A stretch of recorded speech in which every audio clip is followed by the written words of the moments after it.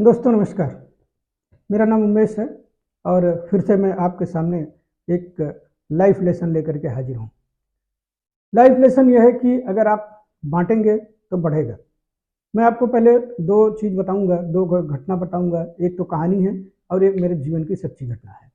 पहली कहानी इस तरह है कि एक राजा थे जिनके राज में एक बार सूखा पड़ गया। तो उनके जो पंडित और जो उनके जो सलाहकार थे, सबने आपस में राय बात की और उनके जो ग्रंथ होते हैं उनका अध्ययन किया गया और फिर ये रिजल्ट निकाला गया कि राजा साहब को ये सलाह दिया गया कि अगर कल आप सुबह पहला जो व्यक्ति आपको जो मिलेगा आप उससे भिक्षा मांगेंगे और अगर वो आपको भिक्षा दे देता है तो आपके राज में पानी बरस जाएगा। राजा ने कहा कोई बात नहीं भाई, हम ये कर सकते हैं, हम तो रोज ही राजा हैं, एक दिन भिखारी भी बन लेंगे, उसमें करना क्या है। अगर राजा का धर्म ही होता है कि प्रजा की भलाई के लिए काम करना, तो अगर प्रजा की इसमें भलाई है कि मैं एक दिन के लिए भिखारी बन जाऊं तो कोई बात नहीं। तो अगले दिन सुबह वो अपने महल के बाहर निकले, कोई अगर उनसे मिल जाए और उससे वो भिक्षा मांग ले। तब तक उधर से एक भिखारी भी निकला। भिखारी राजा को देख के बड़ा प्रसन्न हुआ और राजा भिखारी को देख के बड़े प्रसन्न हुए, क्योंकि राजा को दिखाई पड़ गया था कि इसके झोले में कुछ है। एक्चुअली होता क्या है कि भिखारी भी जब घर से चलते हैं ना, तो थोड़ा अपने कटोरे में पैसा डाल लेते हैं, थोड़ा अपने झोले में चावल डाल लेते हैं या कुछ इस तरह की चीज़ें डाल लेती हैं, तो कोई उनको यह ना समझे कि हम सिर्फ अरे गरे भिखारी हैं। हमारी भी अपना एक साख है, देखो जो है लोग हमको भिक्षा देते हैं।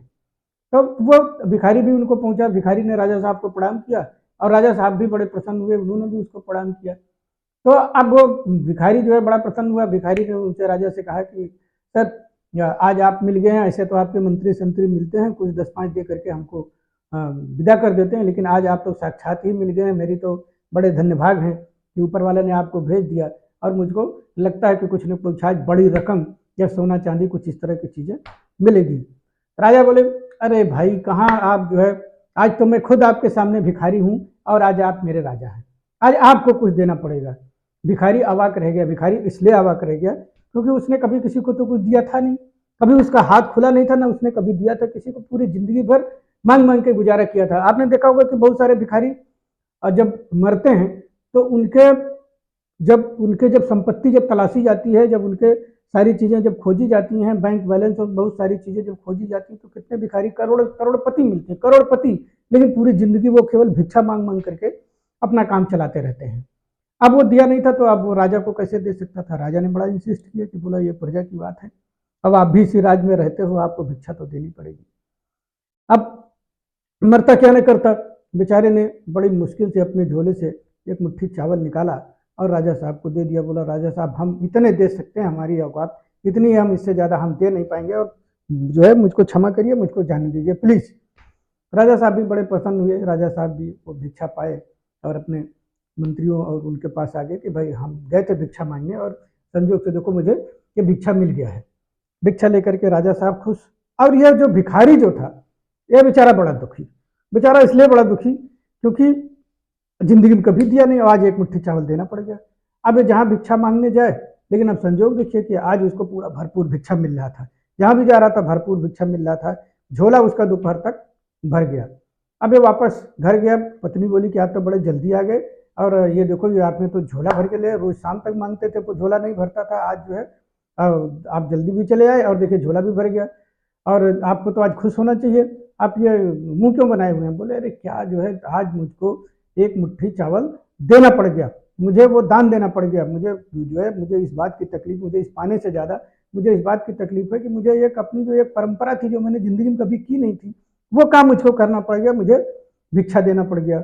बोले कोई बात नहीं, चलो ठीक है झोला खाली करते हैं। और जब झोला खाली किया, अब देखो जो जब उसने झोला खाली किया तो उसको एक मुट्ठी के बराबर लगभग चावल के दाने सोने के मिले। अब वो भिखारी तो बेचारा बड़े परेशान हो गया। उसने कहा, सोचा कि अगर मैंने आधा किलो चावल अगर दे दिया होता तो मेरे पास आज आधा किलो सोना होता और मुझे पूरे जीवन भर भिक्षा मांगने की जरूरत नहीं होती। अब मैं आता हूँ अपने मूल मुद्दे पे। अपने मूल मुद्दे पे मेरा यह है कि भाई आपने गड्ढा देखा होगा, गड्ढे का पानी कुछ दिन बाद सड़ जाता है, लेकिन वही नदी का पानी एकदम हमेशा ताजा बना रहता है। दोनों में फर्क क्या है? फर्क यह है कि गड्ढे का पानी एक जगह इकट्ठा रहता है, उसमें से निकाला नहीं जाता कि दूसरा पानी उसमें आए, और वो उसमें धीरे धीरे सड़न पैदा हो जाता है। नदी में क्या है कि नदी बहते रहती है, पीछे से नया पानी आते रहता है, आगे नया पानी जाते रहता है, तो वो हमेशा ताज़ा बना रहता है। यही हमारे ज़िंदगी का भी उसूल है।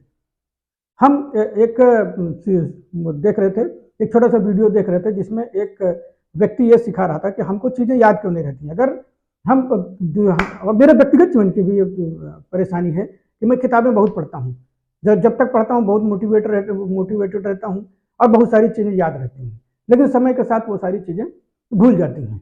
तो वो इसमें ये बता रहा था कि हम याद क्यों नहीं रख पाते। ये हमारा दिमाग जो है ना, जो इम्पोर्टेंट चीज़ें होते हैं उसी को, केवल जो बहुत विशेष चीज़ें होती हैं उनको जिस पे आप ध्यान देके करते हैं वही चीज़ें वो याद रखता है, बाकी सारी चीज़ें ये भूल जाता है।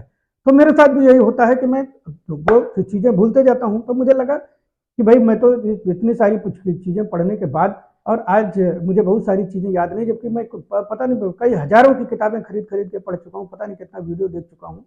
तो तभी तो मुझे ख्याल आया कि भाई इतना सारा ज्ञान मैं सीखता हूँ तो इसका फ़ायदा क्या है, मैं अपने ही उसका फ़ायदा ले सकता हूँ। जबकि प्रकृति ने आदमी को बनाया हुआ है, कि आदमी अपना ज्ञान शेयर कर सकता है, अपना साझा कर सकता है, किताब के माध्यम से, अपने भाषण के माध्यम से, अपने वीडियो के माध्यम से। यही प्रकृति की खूबसूरती है कि ये मानो ही एक ऐसा जानवर जो अपना ज्ञान दूसरे को दे करके जाता है और फिर हम वहां से आगे बढ़ते हैं। नहीं तो क्या होगा कि अगर हर आदमी मरते समय अपना सारा कुछ ले जाएगा तो ये समाज कभी विकसित नहीं होगा। बहुत धीरे धीरे इसको, जो विकास हम 100 साल में कर सकते हैं वो विकास होने में लाखों साल लग जाएंगे। तो ये हमारी खूबसूरती है। अब मैं कह रहा था कि बांटने का, आप देखे होंगे धीरू भाई अंबानी हो गए, मुकेश अंबानी हो गए, टाटा हो गए और बिरला हो गए, बिल गेट्स हो गए, वारेन बफे हो गए, एंड्रू कार्नेगी हो गए। बहुत सारे लोग हैं जिनका एक फिक्स कोटा रहता है, ये बीच में अपना पैसा बांटते रहते हैं, समाज में चैरिटी के लिए देते रहते हैं और आपने कभी देखा होगा कि उनका धन कभी बांटने से कम नहीं हुआ।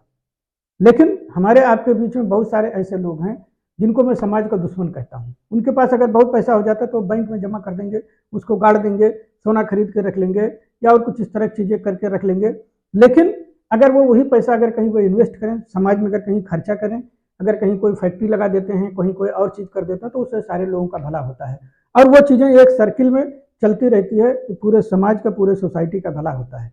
लेकिन जब लोग बांटना नहीं जानते हैं तो समाज दूषित हो जाता है, जैसे गड्ढे का पानी दूषित हो जाता है, उसमें से सड़न हो जाती है, पैदा उसमें बदबू होने लगती है। उसी तरह से बहुत सारी चीज़ें जब हम खाली पाने की कोशिश करते हैं, हम किसी को देने की कोशिश नहीं करते हैं, तो हमारा भी ये दिमाग दूषित हो जाता है, शरीर दूषित हो जाता है और हम फिर समाज में भी एक दोष पैदा करते हैं। तो अगर आप बांटेंगे तो आप हमेशा ताजे रहेंगे। आपने अगर कभी 10 सीक्रेट नाम की एक किताब अगर पढ़ी हो, लॉ ऑफ अट्रैक्शन के बारे में अगर पढ़े हो, तो कोई चीज पाने का तरीका यह है कि पहले वो चीज आप दीजिए। आप जब वो समाज में देंगे, ये समझिए पूरी दुनिया एक बूमरैंग है। इस दुनिया में जो जो भी चीज आप देंगे वही चीज पलट के आपके पास आएगी। अगर आप किसी को सम्मान देंगे, किसी के साथ अच्छा व्यवहार करेंगे, किसी का सहयोग करेंगे, तो वो सारी चीजें आपके भी जीवन में पलट के आएंगी। कोई ऐसा हो नहीं सकता कि वो चीजें आपको ना मिले, क्योंकि ये कहीं जाना नहीं है। ये प्रकृति इस तरह से डिजाइन किया हुआ है कि जो भी चीज आप यहाँ नफरत फैलाते हैं तो आपको भी नफरत मिलेगा, अगर आप प्रेम फैलाते हैं तो आपको प्रेम भी जो है मिलेगा। मैं आप धन पे केवल मत जाइएगा। अगर आपके पास ज्ञान है, आप कहते हैं कि मेरे पास इतना ज्यादा पैसा नहीं कि मैं नहीं दे सकता, लेकिन तब भी अगर हो सके तो कुछ देना शुरू करिए। जब आप देना शुरू करेंगे, जब आप खर्च करना शुरू करेंगे, आपके पास मिलेगा। ये फंडामेंटल है, ये कहीं ये एक सिद्धांत, ये एक आध्यात्मिक सिद्धांत है। आप जो चीज देंगे, जो चीज दुनिया में बांटेंगे, वो चीज आपके पास आएगी। अगर आपके पास पैसा बहुत ज्यादा मत बांटिए, आपके पास ज्ञान है, अच्छा व्यवहार है, अच्छा बोलने की कला है, जो चीज आपके पास है वही चीज आप समाज में बांटिए और फिर आप उसका चमत्कारिक प्रभाव अपने जीवन पे देखिए और फिर मेरे को बताइएगा कि मैंने गलत कहा था। अगर आपको, आप कमेंट कर सकते हैं तो कमेंट करके मुझे बताइएगा, मैसेज करके बताना चाहते हैं मैसेज करके बताइएगा, मेल करके बताना चाहते हैं तो मेल करके बताइएगा। डिस्क्रिप्शन में मेरे फ़ोन नंबर और ईमेल और सारी चीज़ें दी हुई हैं। और अगर आप को मेरी बात अगर अच्छी लगी हो तो मेरे इस चैनल को लाइक करिएगा और शेयर भी करिए, क्योंकि मैं ज़िंदगी के बहुत सारे उतार चढ़ाव देखे हैं। एक दिन यहाँ से चले जाना है, तो मैं चाहता हूँ कि जाते जाते इस समाज को कुछ दे जाऊँ, जो अपने जीवन का जो अनुभव है वो दे जाऊँ किसी न किसी तरीके से। मैं भी जहाँ तक हो सकता है कभी कभी थोड़ा बहुत धन भी मदद करता हूँ और मेरे पास ज्ञान ही है तो मैं ज्ञान दे करके, ये बांट करके कुछ करना चाहता हूँ। और मेरी भी आपको राय है कि आपको जो जो हो सके वो समाज में देना सीखिए और देना शुरू करिए। देखिए आपको मज़ा आएगा और आप भी हल्के लगेंगे, आप खुद से ताज़ा महसूस करेंगे, प्रकृति को धन्यवाद देंगे कि आपने मुझे इस लायक बनाया कि मैं समाज को कुछ दे सकता हूँ। दीजिए, अगर परमात्मा अगर आपको देता है तो आप बांटिए, क्योंकि परमात्मा के बड़ा सीधा सा फंडा है कि अगर वो कोई चीज़ आपको देता है, अगर आप खुश नहीं होते हैं तो वो फिर वो देना बंद कर देता है। एक तय सीमा तक वो आपका मदद करता है, उसके बाद वो यही सोचता है कि ये तो ये खुश नहीं होता जब मैं इसको पैसा देता हूँ, ये नहीं खुश होता है, इसको मैं अच्छी शारीरिक शक्ति देता हूँ तब ये नहीं खुश होता है, इसको मैं सामाजिक इज्जत देता हूँ तब ये नहीं खुश होता है, इसको जब मैं और आगे बढ़ाता हूँ, अच्छी नौकरी दिलाता हूँ, अच्छा परिवार बच्चा दिलाता हूँ, तो ये खुश नहीं होता है, इसकी आंखें कान नाक जो है सारी चीज़ें दुरुस्त है तब ये नहीं खुश होता है। वो धीरे धीरे सारी चीज़ें वापस लेना शुरू कर देते हैं। तो मेरा एक ही सुझाव है कि आप समाज में व्यवस्थित तरीके से आप इस समाज के बेहतरी को देखते हुए कुछ भी दीजिए, लेकिन देना शुरू करिए। साथियों नमस्कार, मैं आगे भी इस कोशिश करूंगा कि इससे भी बेहतरीन और वीडियो आपके लिए लेके आऊं, और मैं इसीलिए मैं आपसे मेरा निवेदन है कि आप मेरे चैनल को सब्सक्राइब करिए और शेयर करिए, लाइक करिए। आगे भी मैं आता रहूँगा। धन्यवाद।